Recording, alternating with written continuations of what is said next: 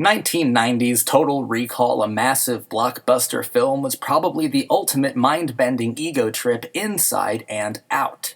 I think it's a very important film. Not only was it instrumental to my childhood being one of the first films that I ever truly loved, I'd argue it's crucial to the development of blockbuster film grammar as it headed into the 90s, offering nihilistic, blockbuster films that serviced the outsider needs of Generation X. The film itself is anti-corporate and anti-commercialism, framing its own self-reference and post-irony as it was one of the more commercially advertised films of its time. Total Recall gives us a world saturated with brand names without something like Blade Runners, another Philip K. Dick-inspired nihilist sci-fi statement, directly film noir-inspired atmospherics. Total Recall is daytime nihilism, playing escapist pretend, and that's brilliant. On its Mars, corporatism preys on mutants and other marginalized groups. Their reality is dehumanized. The film's reality is lobotomized. All realities are real realities, especially lobotomized ones. Director Paul Verhoeven of RoboCop fame shot the film in Mexico City in an attempt to cut down on cost. Even then, it was still an absurdly expensive film to make, but Mexico's urban landscape majestically informed the film's aesthetics in more cinematic ways. The Mexican architecture was, at the time, in the New Brutalist style. Mexican New Brutalism is dark, a heavy-handed and concrete style in a red-hot and bright city. I'd say that Total Recall is truly a New Brutalist film. To me, it defies any other classification. The New Brutalist architecture maps the film's trajectory, informs the plot, and literalizes its metaphors. Arnold is perfect in the film, nearly antithetical to the typical PKD protagonist. He prevents it from feeling bleak and keeps the nihilistic, even anarchic story pleasurable with his intense charisma and fierce dedication to Verhoeven's more radical flourishes and indulgences. He's one of the reasons, if not the most significant reason, why the film really, really works. In our lived reality, Schwarzenegger was absolutely instrumental in saving the film from very real bankruptcy.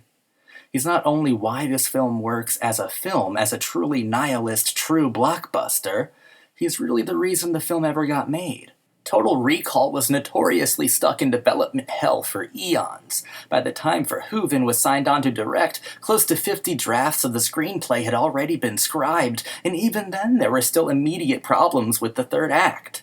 Verhoeven himself solved the issues by revealing Quaid to be an enemy to himself, the true bosom buddy of dictator Cohagen. I actually completely adore Verhoeven's compositions on Total Recall. It's wonderfully composed. It's noisy, but it's complicated too. Jerry Goldsmith, who provided notably unconventional scores for other sci-fi nihilist classics like the original Planet of the Apes, another wonderful score, he gifted Total Recall with a score that was symbolic yet accessible and avant-garde yet melodic. It's a great score that properly reveals the film's pessimistic reality, experimentally, as it ends with its subtle sonic dream motif indirectly implying our hero Arnie was lobotomized.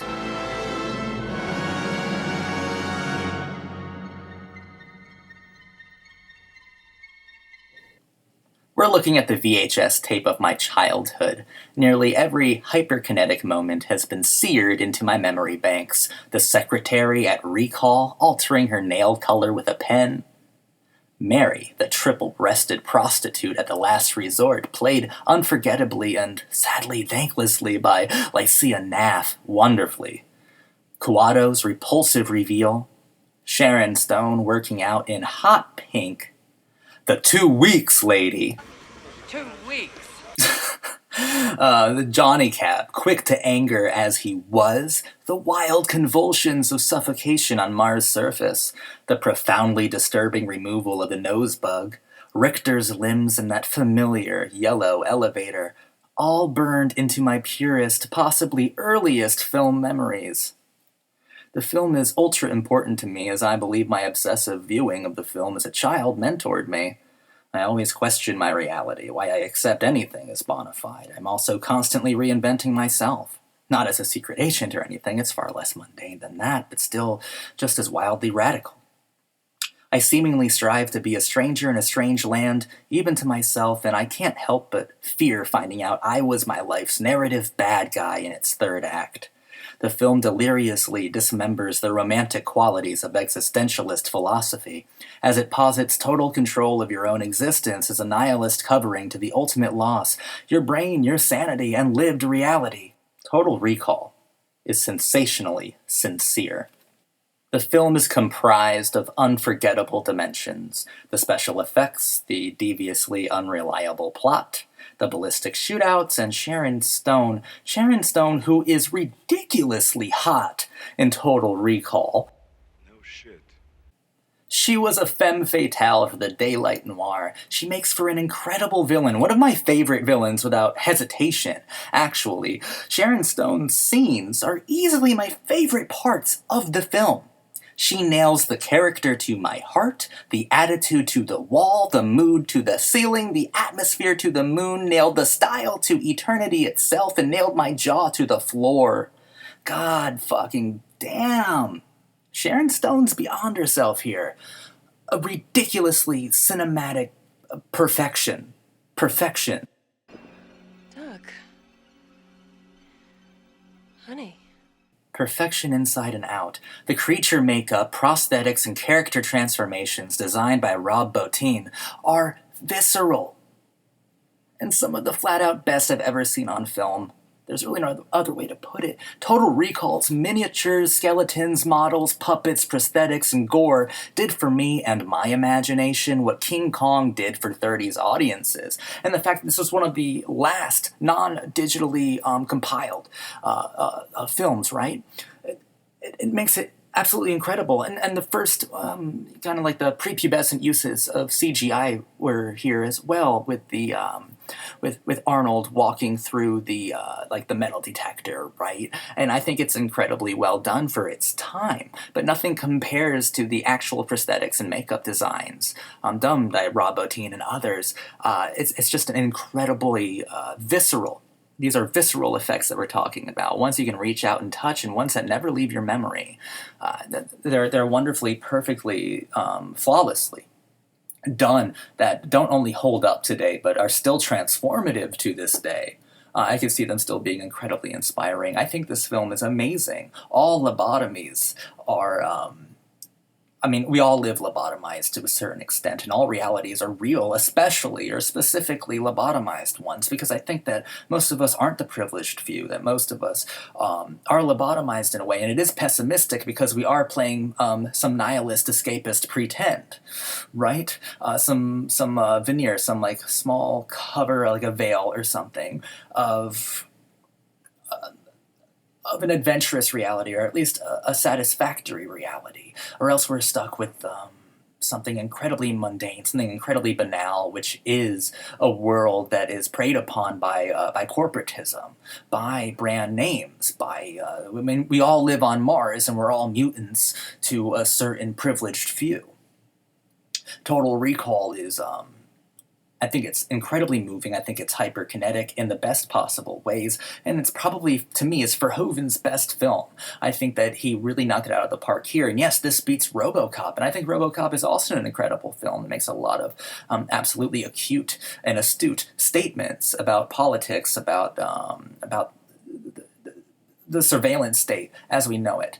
Total Recall, I think, has a lot more to say about the nihilist, soulful quality that was America at that time period. It might have even extended to the world. I mean, this, of course, predates like Nirvana exploding, but while at the same time it still has that Nevermind feel to it, and it also has that kind of ironic edge that it was such a massively successful and such a widely advertised film that was against corporatism, that seemed to be the Generation X ethos. It seemed to have this kind of self-referential glee or mania when it came to making their most ultra-political statements. And I think that this is an invaluable film to at least blockbuster film grammar, because all blockbusters have to had to service the predominating philosophy of its time, of its day, and the philosophy of 1990 was certainly nihilism, that pretended to be existentialism. It pretended that if you were the creator, the maker of all of your decisions, that you were in position of that you could reach some kind of greater good, or possibly even some sort of slacker enlightenment. But in reality, it's nihilism, and that life is just meaningless, and it goes beyond absurdist existential inertia. It goes directly into the fabric of a lobotomized reality, which is the only reality you can end up accepting, because it's the only reality that seems reasonable. That's why he didn't take the pill in that room. That's why he didn't listen to the representative of Recall, because that lobotomized reality was a lot more reasonable than the lived-in universe that we all know, because it's too depressing, because it's too boring, and because he likes brunettes. Simple as that. Thank you for watching my video. In the comments, what do you think of Total Recall? Does it hold a special place in your heart? Is it a special place of hatred or of love? Let me know what you think of Paul Verhoeven's films. Where would Total Recall rank on your ranking of him? He is an interesting filmmaker. I'd like to say he was polarizing, but I think that the tide of opinion has really turned when it comes to him. I think that he is generally well respected, if not a complete product of his time and his place, but I could not imagine the time and place of the late 80s and early 90s without his artistic input. He's very valuable. Thank you guys for watching. My name is Zachary. Make sure to subscribe to the channel and like the video. That always helps, and have a good day.